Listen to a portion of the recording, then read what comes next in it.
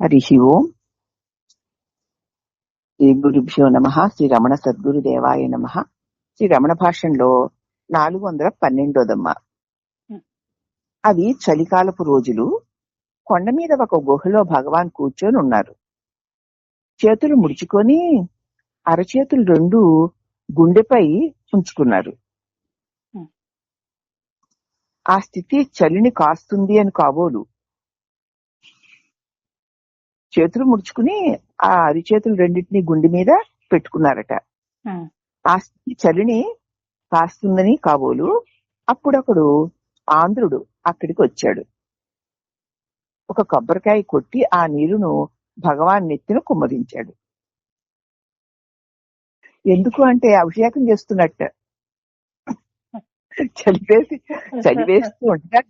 చలివేస్తోంది అన్నదానికి చిహ్నంగా భగవాన్ చేతులు ముడుచుకొని కూర్చొనుంటే అది పట్టించుకోకుండా వచ్చి ఈయన దేవుడు అని చెప్పి కొబ్బరికాయ కొట్టి నీడు నెత్తి మీద పోసేట. భగవాన్కి ఆశ్చర్యం వేసింది, ఏమిటి వీళ్ళ భక్తి అని. మరి ఇలాగే ఉంటే మన మూఢభక్తులు. అవునమ్మా, ఆయన ఒక శరీరంతో ఉన్నారు, పైగా చలి ఆయన శరీరం స్పందించడాన్ని మనం చూస్తూ ఉన్నాము.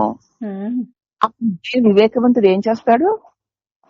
ఒక తుండు గుడ్డ తెచ్చి భగవాన్కి కప్పి కాళ్ళకి దండం పెడతాడు.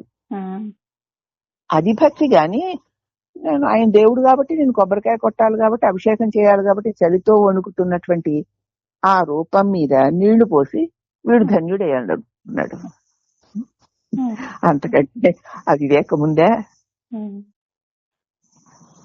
అంటే మన కార్యాలు అసలు ఏ పని ఎందుకు చేస్తున్నామో, ఏ సందర్భంలో ఎలా చేయాలి అనేది తెలియకుండానే భక్తి పేరుతో మనం చేస్తున్నటువంటి క్రియలను చూసి భగవాన్ ఆశ్చర్యపడ్డారట. పడరు, మనకి ఆశ్చర్యమే కదా. అవునమ్మా. హరి ఓం నమః.